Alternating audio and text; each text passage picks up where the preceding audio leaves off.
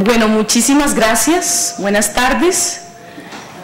Pido que nos excusen porque hemos tenido este atraso y sabemos que algunas personas obviamente se incomodaron con este atraso, pero vamos a dar inicio entonces a esta audiencia y quiero comenzar con darles una muy cordial bienvenida a la delegación del Chocó y la delegación de San Andrés, que se han hecho presentes para que podamos escuchar los testimonios que ellos traen de la gravísima situación por la que están atravesando y también las propuestas que hacen a las comisiones de derechos humanos del Honorable Senado y la Honorable Cámara de Representantes.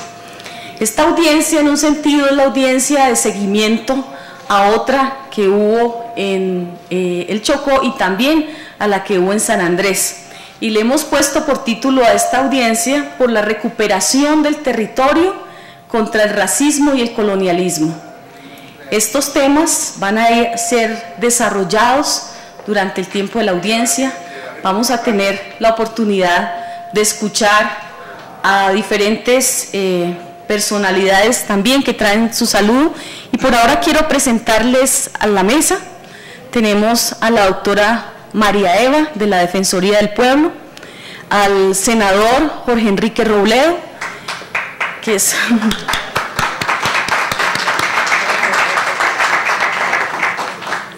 Y tenemos también con nosotros a la representante de la oficina de la comisión, la coordinación de la Comisión de Derechos Humanos de Cámara, también en representación, Olga, en representación también del representante a la Cámara, Germán Reyes.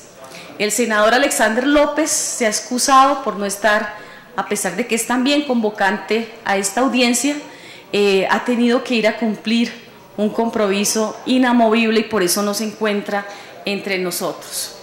Entonces, como ya dije, una audiencia de seguimiento a las anteriormente realizadas, una audiencia que tiene en el centro de los testimonios el tema de la lucha y la defensa y la recuperación del territorio ancestral a través de la voz directa por el sindicato.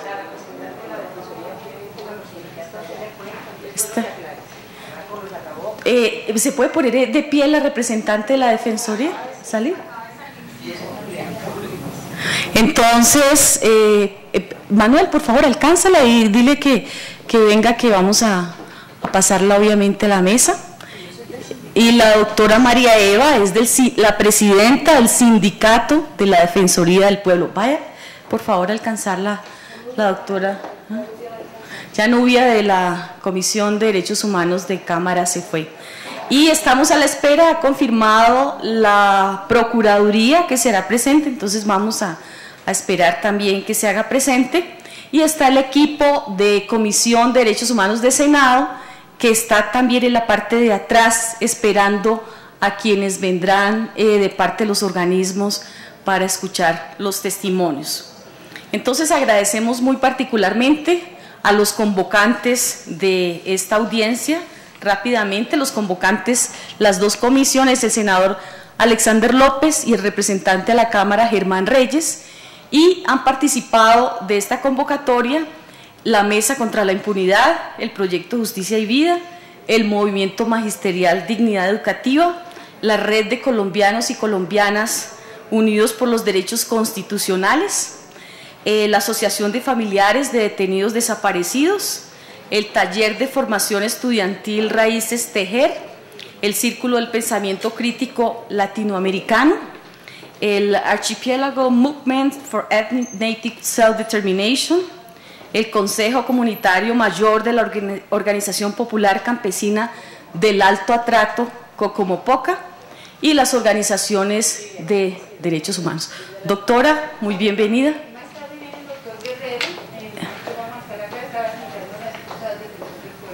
Ah, ya. Cuando el doctor llegue, ¿tendría la bondad de pedirle que venga a la mesa? Bueno, muchísimas gracias, muy amable.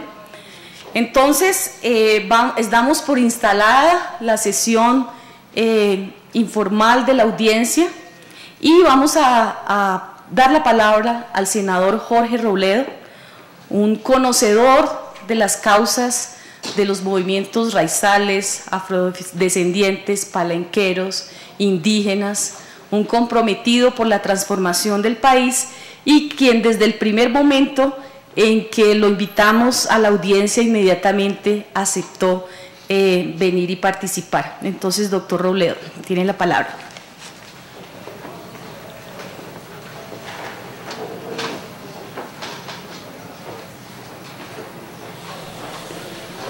Muchísimas gracias a todos ustedes, compañeros y compañeras, por estar esta tarde aquí, a la mesa directiva, mis saludos. Agradecerle a la doctora Lilia Solano la invitación que me hizo a estar esta tarde aquí con ustedes un ratico. Yo desde ya les advierto que casi que me toca pues, hacer este saludo y retirarme minutos después, porque realmente yo no estaba programado para estar hoy aquí con ustedes. Pero con gusto pues me quedo un ratico y alguna opinión les doy. Yo voy a hacer una presentación muy breve sobre cosas muy generales que tienen que ver con el racismo y el colonialismo, que espero les sean útiles, más que entrar en detalles sobre asuntos nacionales que yo sé que ustedes van a tratar con mucha suficiencia. Voy a hacer unas reflexiones más bien de tipo académico que, repito, espero sean útiles. Lo primero es decir esto: las últimas investigaciones científicas realizadas pues a escala global y en los países más desarrollados de la Tierra han llegado a conclusiones que en esta lucha social son supremamente importantes. Han llegado a conclusiones de tipo científico sobre el funcionamiento de la naturaleza que son supremamente importantes y que son, digamos, ya de aceptación universal en todos los medios académicos y científicos, y que a mi juicio constituyen un golpe de muerte al racismo y de paso al colonialismo. O sea, son investigaciones que han demostrado que es absolutamente falso señalar que hay razas superiores a otras razas, utilizando el concepto de raza entre comillas. Es decir, está absolutamente demostrado científicamente que no es verdad que los blancos sean superiores a los negros o los amarillos superiores a los de los ojos rasgados o ese tipo de cosas. Teorías que se han venido sosteniendo desde hace milenios para justificar la opresión de unas personas sobre otras y de unos pueblos sobre otros. Está, repito, demostrado hasta la saciedad que todos los seres humanos, todos los que hoy somos los seres humanos vivos en el planeta y nuestros antepasados, todos tenemos el mismo origen. Un origen que se remonta a unos 170.000 años atrás a una región de África. O sea, todos los seres humanos, de todos los colores y de todos los sabores, tenemos el mismo origen, que es el origen en unos seres que evolucionaron en África. Y que hace unos 50.000 años empezaron a peregrinar por el mundo y a regarse por toda la geografía universal hasta llegar a todos los confines de la Tierra. Y en ese proceso, esos seres humanos fuimos adquiriendo apariencias externas diferentes. Unos son de ojos azules, otros son de ojos oscuros, unos tienen pelo liso, otros tienen el pelo ensortijado, etcétera, etcétera. Pero repito, todos venimos del mismo tronco. O sea, y esto lo digo con todo el gusto, todos somos africanos. Todos somos africanos, incluidos los más racistas, más rubios y demás ojos azules, también vienen de allá atrás. Lo segundo que quiero señalar es otra cosa que está absolutamente demostrada también científicamente. Es que todos los seres humanos, sin excepción, compartimos el 99.8% del equipaje genético. O sea, los genes, que son finalmente lo que determinan cómo somos, el color de los ojos, el del pelo, si somos más altos, más bajitos, de huesos más grandes, de huesos más pequeños, ese equipaje genético lo tenemos idéntico todos los seres humanos en el 99.8%. O sea, apenas el 0.2% nos diferencia, y ahí es donde están esas diferencias. Entonces unos ojos así, más así, etc.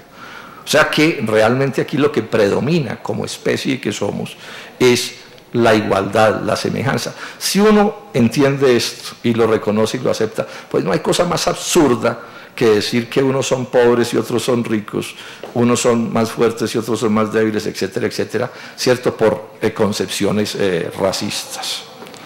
O sea, lo que predomina aquí, digamos, son las semejanzas, las igualdades entre todos los seres humanos. ¿Eso nos hace a todos idénticos? Por supuesto que no. Ese 0.2% marca, pues, no es sino que nos miremos los unos a los otros para notar las diferencias. ¿Sí? Esas diferencias existen.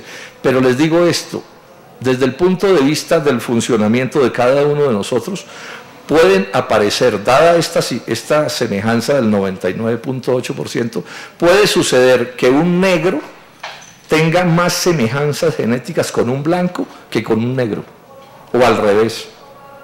Puede suceder que haya un blanco que sea mucho más parecido genéticamente a un negro, sí, o a un amarillo, para poner ese color que también se utiliza, ¿cierto?, que con uno que sea más parecido a él. Ahora, esas diferencias, repito, existen, pero además hay una cosa que es más notorio que también existe, que son pues una serie de diferencias que vemos. Uno va a África y la gente vive distinto, va a Estados Unidos y hay cosas que son distintas, en Japón, en China, en todas partes, pero esas diferencias, y entre nosotros mismos, esas diferencias no son diferencias biológicas fundamentalmente, son diferencias de tipo social, que es donde se marcan las grandes diferencias. Son diferencias por razones de la economía en la que se viva, por la manera de relacionarse unos seres con otros, tienen que ver con los lenguajes, los idiomas, tienen que ver con las religiones, tienen que ver con otras muchas cosas que no son, digamos, naturales, sino que son aprendidas, son desarrolladas por las relaciones entre unos seres humanos y otros seres humanos. Entonces el punto es, ¿qué actitud asumir frente a las diferencias? Que sin duda existen, pero a partir de las inmensas semejanzas que yo he asumido. Hay dos enfoques, digamos, generales con respecto a esto de las diferencias.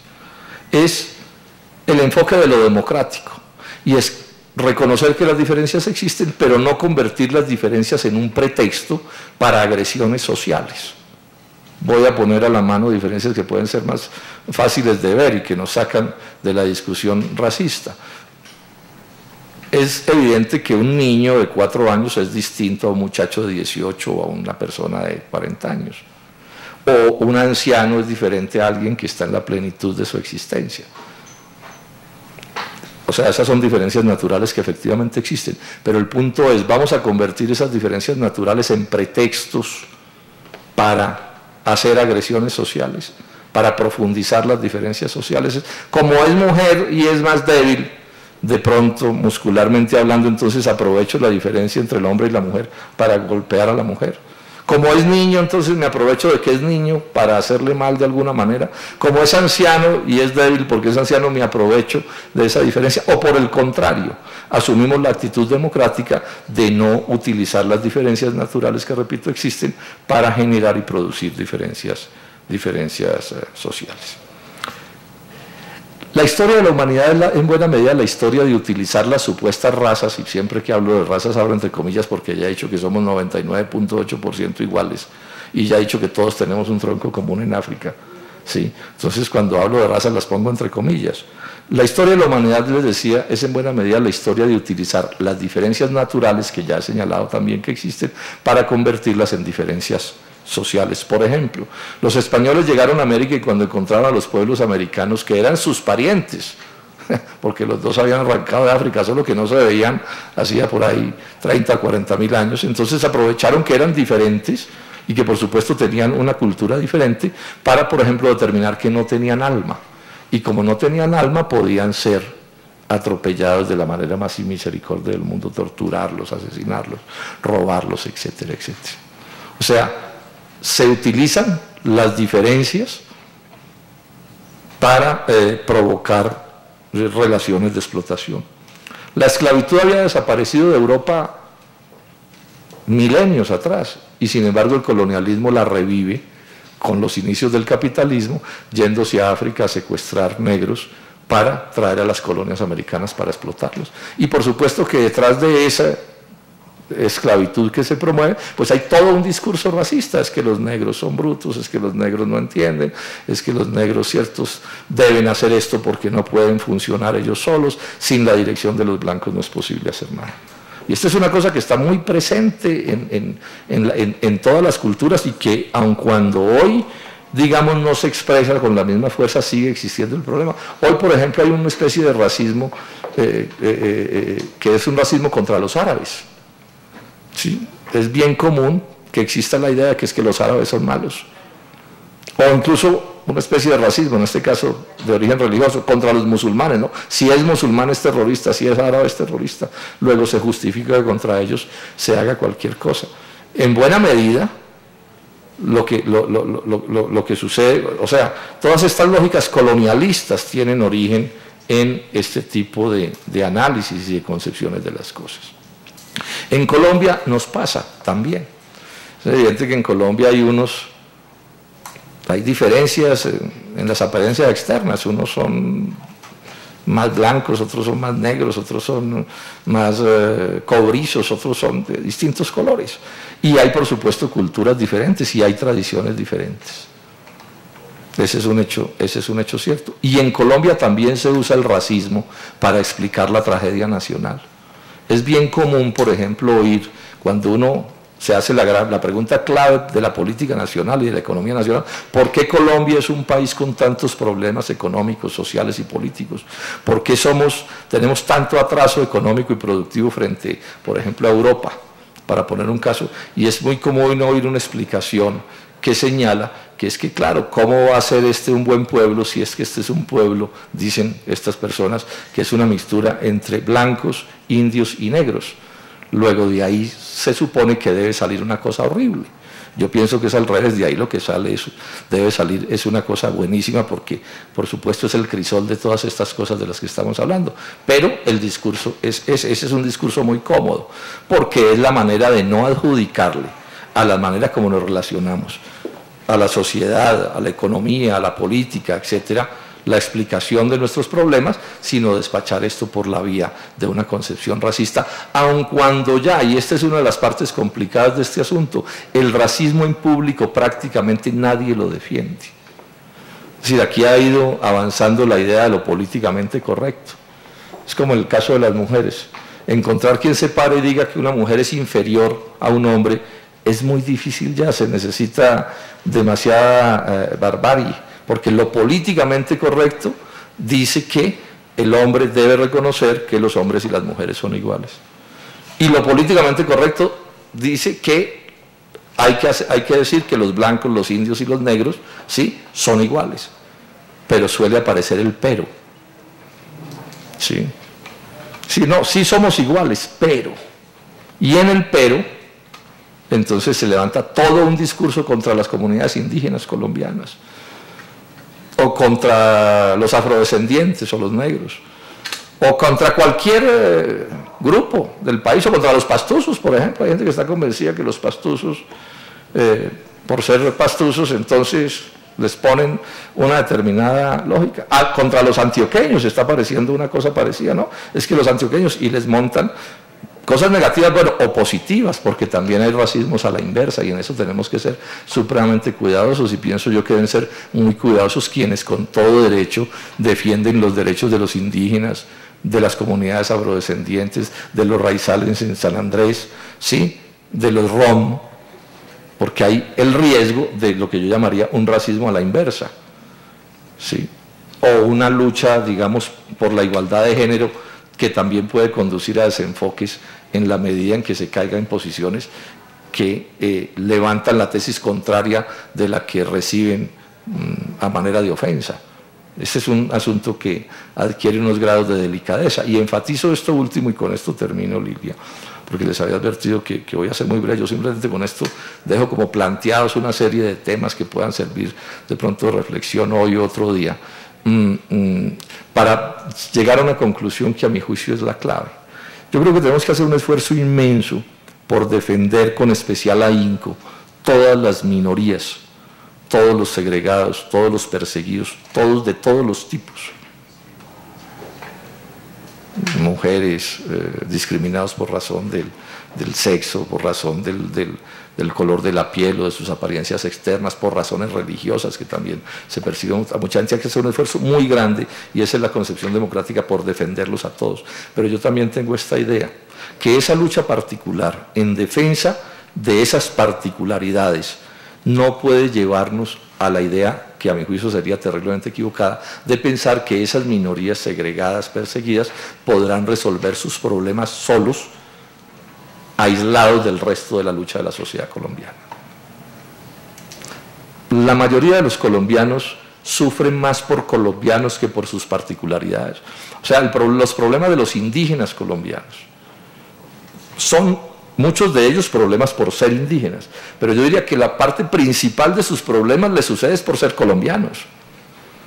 Porque uno se va aquí a Ciudad Bolívar y probablemente allí predominen los blancos y los que no aparecerían, digamos, en los estereotipos del negro ni del indígena, etcétera, etcétera. Pero en Ciudad Bolívar lo único que hay es hambre, pobreza, falta de educación, de salud, desnutrición, problemas de violencia. O sea, todos los problemas de la pobreza cubren en Colombia a todo el mundo, con independencia de sus apariencias físicas externas.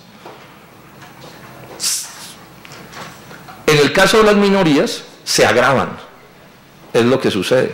O sea, el indígena, además de sufrir todos los problemas de la pobreza nacional, sufre un poquito más por ser indígena, o un poco más, o bastante más, si ustedes quieren. A las negritudes les pasa lo mismo, a las mujeres les pasa lo mismo, a todas las minorías.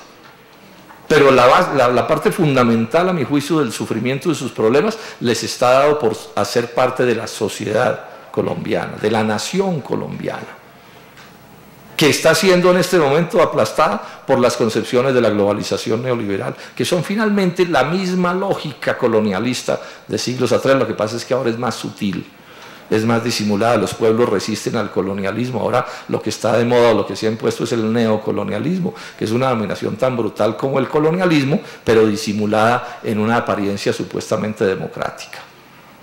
Neocolonialismo que no excluye el colonialismo, ¿no? Es decir, Estados Unidos domina el mundo por las buenas, entre comillas, pero si lo tiene que hacer por las malas, allá están, en Afganistán, ¿no? Y acaban de enviar 30.000 tropas más a ese país, no obstante que se dice que el nuevo presidente sí es distinto a los presidentes anteriores. Miren ustedes, porque también, digamos otra cosa de paso, con independencia del color de la piel o de la religión, o de la raza, entre comillas, también hay posiciones progresistas y posiciones reaccionarias. Es decir, uno puede encontrar en una comunidad indígena posiciones muy democráticas, pero posiciones muy retardatarias también, porque ese es un problema de definiciones individuales. Sí, entonces fíjense que este es un asunto que es complejo y que hay que mirarlo de distintas maneras. Entonces yo insistiría en que la solución a este tipo de problemas en una nación como la nuestra tiene que pasar por unir a toda la nación colombiana, o a casi toda la nación colombiana, en torno a un programa democrático. Un programa democrático que le dé cabida a todas las reivindicaciones particulares, a esa organización, a esa gran unidad. Estén las reivindicaciones particulares de los indígenas, estén las reivindicaciones particulares de los afrodescendientes, del pueblo rom, de los raizales, de todos. Pero al mismo tiempo estén las reivindicaciones globales, generales, las de todos. O sea, vamos a defender educación buena, gratuita, obligatoria, de cumplimiento universal para todos los colombianos, y ahí deberá haber manifestaciones educativas particulares para distintos sectores, como puede ser, digamos, la etnoeducación, pero sobre la base de luchar que toda la nación colombiana reciba la educación que debe recibir. O sea, no convirtamos las particularidades, o sea, no convirtamos las diferencias naturales en diferencias sociales y en diferencias políticas. Es finalmente el llamado que estoy haciendo. Es decir, no terminemos reaccionando de la misma manera que reaccionan quienes de una u otra manera se aprovechan de las diferencias en las apariencias de las personas para estimular políticas que no son. Entonces, de esa gran unidad, que tendrá que tener una serie de elementos comunes, que uno puede reconocer varios. Por ejemplo, debemos defender la producción, debemos defender la democracia, debemos defender la soberanía nacional y además defensas particulares de reivindicaciones y exigencias que son particulares. Los indígenas dirán, bueno, nuestros resguardos, listo, está incluido el tema del resguardo. Los campesinos dirán, acceso a la tierra de otra manera. Bueno, el punto es cómo logramos generar esa gran unidad para poder generar esa gran fuerza política que sea capaz de hacer las transformaciones que la sociedad colombiana requiere. Por último, puedes decirle, Lilia, y usted lo sabe, que en el Polo Democrático Alternativo todos los congresistas del Polo y todos los dirigentes del Polo y yo, por supuesto, también estamos pues del lado de esta causa, y que esta es la causa de todos los sectores democráticos del país. Tema sobre el cual podemos, concluyo diciendo esto, sobre el cual podemos tener diferencias. Es probable que lo que yo acabo de decir aquí genere discusiones y me encantaría que las generara, porque tampoco se trata de que tengamos que estar de acuerdo en todas, absolutamente, no somos clones. Sí, de lo que se trata es de tener una visión democrática de las cosas y ver cómo vamos avanzando en la clarificación de las cosas, porque de la mejor comprensión de estos asuntos, mejor va a ser la resistencia que podemos ofrecer. Muchas gracias.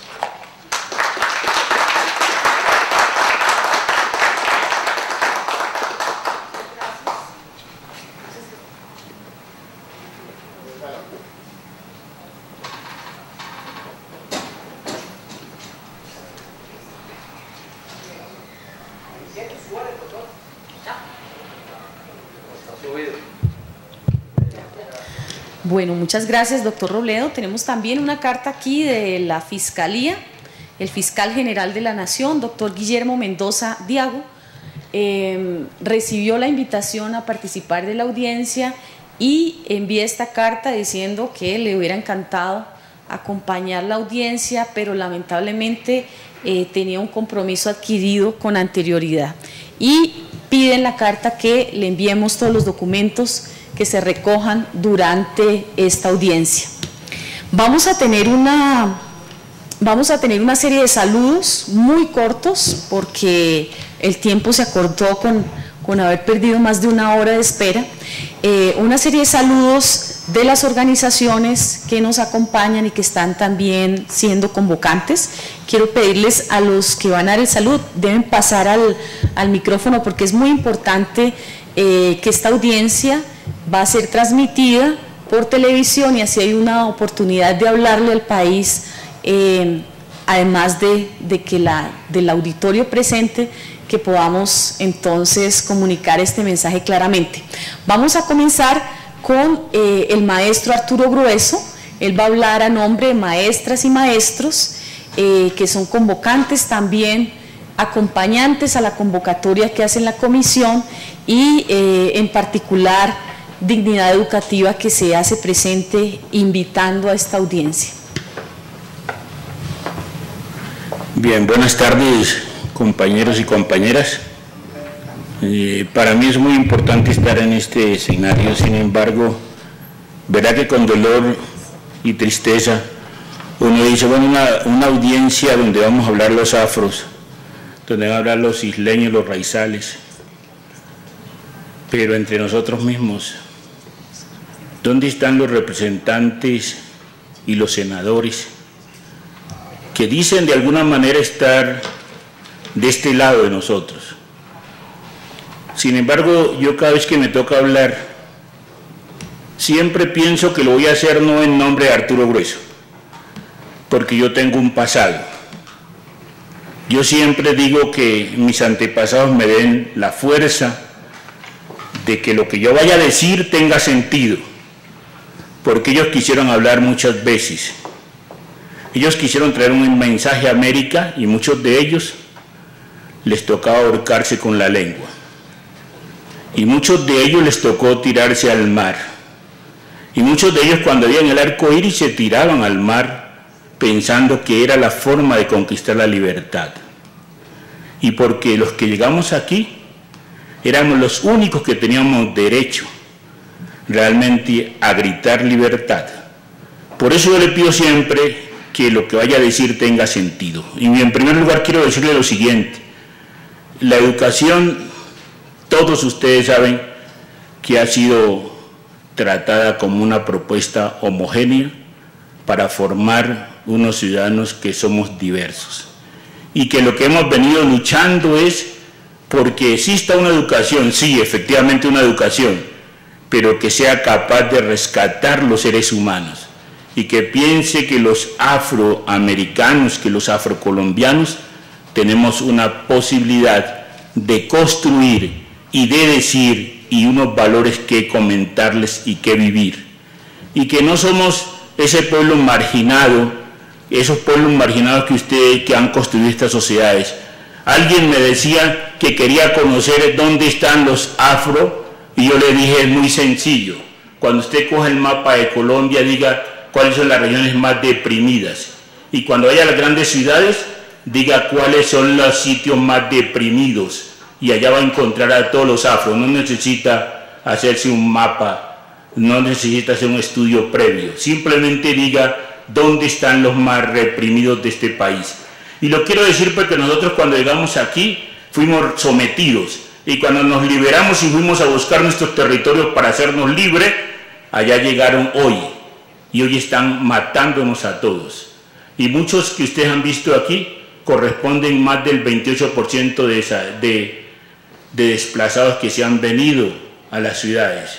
Y que ustedes vieron un video donde hay un paisano mío que dice que en Guapi, en el río Guapi, lo único que falta es que fumiguen el aguacero, porque la gente no tiene agua, tiene que esperar el aguacero porque el río está totalmente fumigado. Y entonces nosotros decimos, frente a eso, ¿cuál es la solidaridad que recibimos del pueblo colombiano? Total indiferencia. Y yo quiero reivindicar, porque efectivamente cuando hablamos en biología me recuerdo que hablan de biodiversidad y hablan los ecólogos de biodiversidad. Yo digo, pero la biodiversidad está desapareciendo, ustedes están imponiendo unos modelos de fuerza. Y dijimos aquí, vamos a tomarnos a Bogotá y vamos a ir a tomarnos la iglesia para que escuchen que nosotros somos diferentes. Y vinimos y dijimos, no estamos de acuerdo con el concurso que ustedes inventaron. Porque ese concurso no buscaba que nosotros como maestros ingresáramos, sin que era un concurso perverso. Buscaba justificar cómo podía sacar a algunos maestros, cómo podía dejar las plazas desocupadas para que aumentara los grados de analfabetismo y de poca educación. Y los que estamos aquí en Bogotá, y muchos de nosotros que estamos en distintas regiones, estamos peleando porque haya una educación, pero una educación propia, una educación que nos permita caminar sobre nuestros propios pies, que reconozcan que nosotros tenemos una cultura y que tenemos posibilidad de construir un territorio en el cual podamos hermanarnos como tales, que podamos ser hermanos como tales, que podamos gritar libertad como gritamos también cuando fuimos sometidos a la esclavitud. Pero también queremos decir que los textos escolares debían de tratar el tema de la esclavitud como una posibilidad de un delito de lesa humanidad para que pueda haber reparación. Y como estamos diciendo que hay que haber reparación, estamos diciendo una primera reparación empieza por las universidades oficiales. Las universidades deben darle cupo a los estudiantes afros, porque los han sometido a unas condiciones paupérrimas y los ponen a competir en condiciones de igualdad, una igualdad absurda que no existe, una igualdad que no es posible competir, y entonces hemos dicho necesitamos los cupos en las universidades públicas, pero no solamente los cupos, vamos más allá, decimos necesitamos sostenernos como afros, porque no ganamos nada, que entremos como afrocolombianos a la universidad y sacamos como mestizos de la universidad. Entonces hemos dicho, la universidad debe mantenerse y debe procurar habernos espacios para nuestras reflexiones y para nuestras discusiones. Y hemos dicho que la cátedra de estudios afrocolombianos debe implicar toda la sociedad, pero no simplemente con ese modelo que se ha inventado el ministerio, que lo que ha hecho es que la gente crea que esa cátedra no tiene sentido porque nadie la comprende. Yo creo que debe haber una cátedra que sea la posibilidad de formarnos, y que lo que dijo aquí el senador Robledo, la gente puede entender que efectivamente todos tenemos origen africano, pero que hemos sido discriminados los que somos de piel más oscura, y que los que tenemos una cultura diferente, que tenemos unas creencias y una cosmovisión del mundo, hemos sido más sometidos. Por lo tanto, lo que yo quería traducirles en este mensaje es que nosotros estamos en pie de lucha. Nuestros antepasados, eso es lo que nos transmitieron, y eso es lo que queremos hacer. Muchas gracias.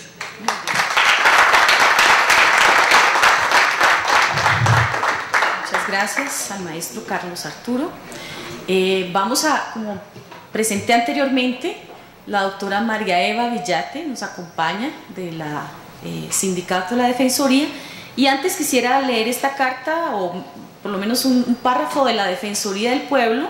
El doctor Volmar Pérez Ortiz dice que no puede hacerse presente porque en los actuales momentos se encuentra en Puerto Inírida atendiendo diligencias, y que en su lugar estará el doctor Horacio Guerrero García. Entonces, esperaremos la presencia del doctor García aquí en medio nuestro y Guerrero García. Vamos a darle la palabra entonces a la doctora María Villate. Te pido que me...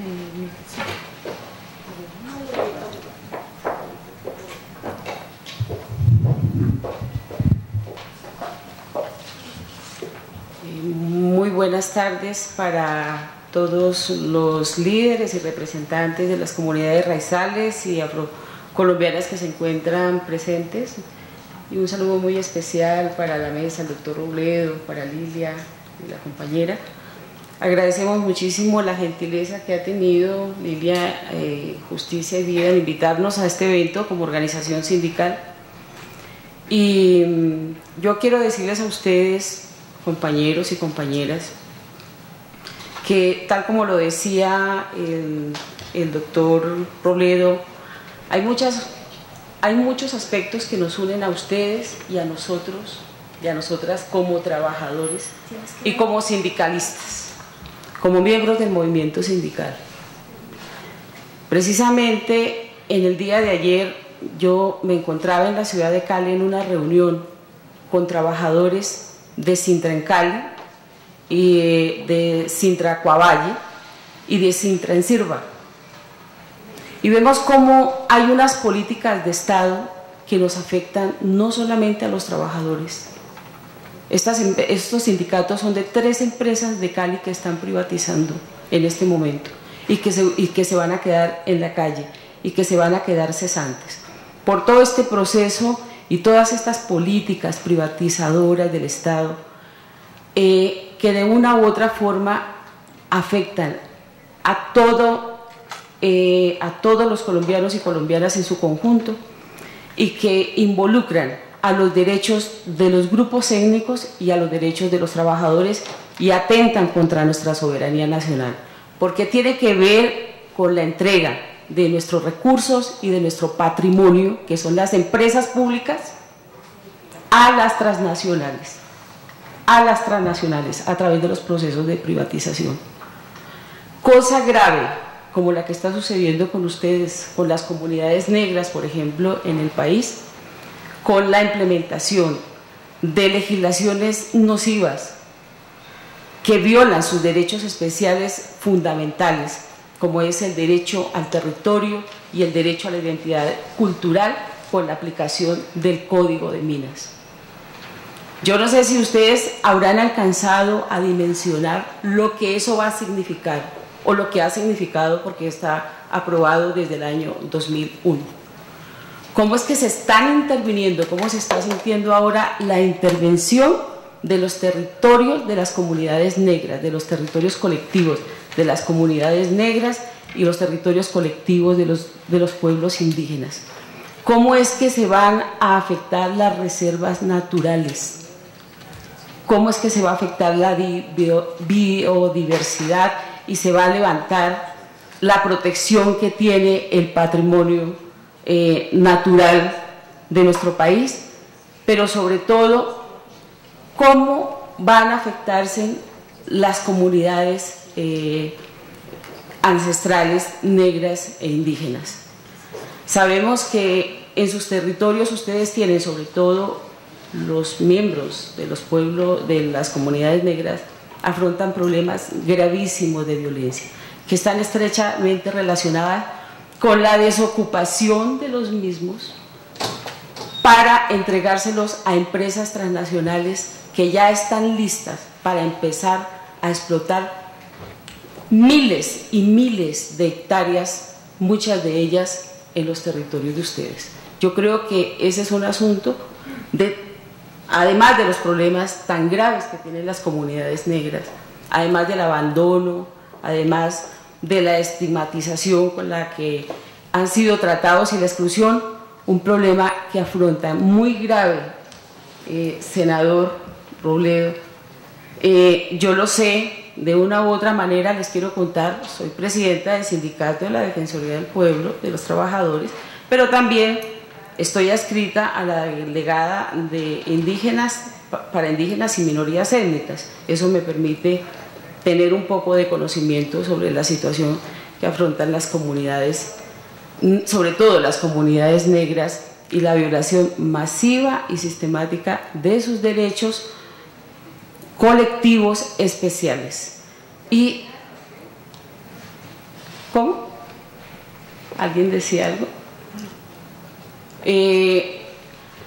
También es preocupante el abandono en que se encuentran las comunidades raizales de San Andrés y Providencia, los problemas ambientales, en educación, en salud.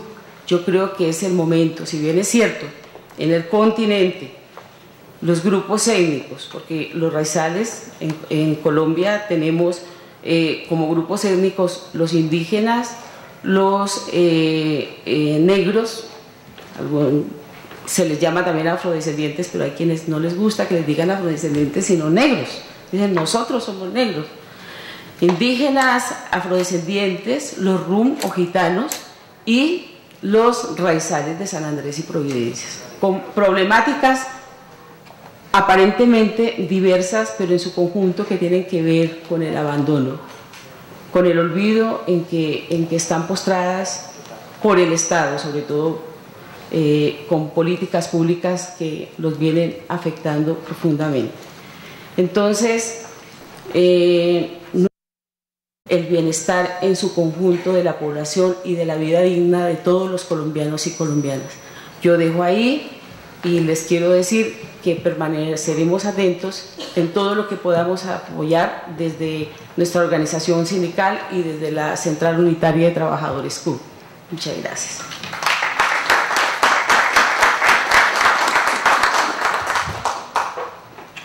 Bueno, hay otra serie de saludos, pero vamos a darle la palabra a los testimoniantes que han venido desde las regiones y vamos a dejar los saludos para el final, así que les pedimos que no se sientan mal, que no es que no vaya a ver los saludos, sino que se van a postergar un poco.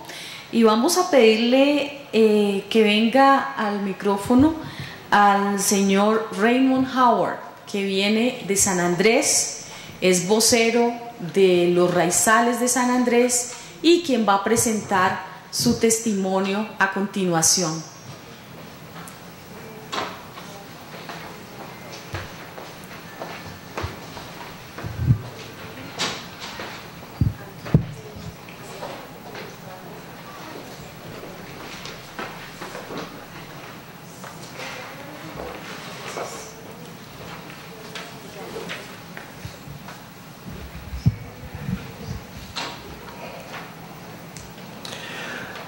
Muy buenas tardes, hermanos y hermanas, compañeros y compañeras.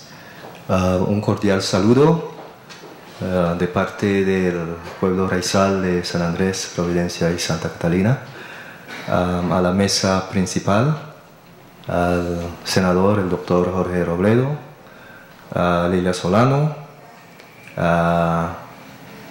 y las otras dos compañeras, y a todos que estamos aquí, las personas que nos están viendo por televisión, un cordial saludo. Esta tarde yo voy a tocar el tema de territorio.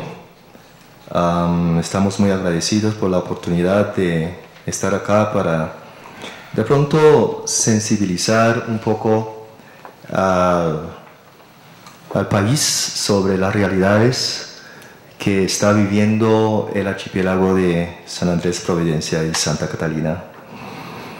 El archipiélago de San Andrés, Providencia y Santa Catalina, nosotros lo denominamos como archipiélago raizal de San Andrés, Providencia y Santa Catalina, territorio que legítimamente pertenece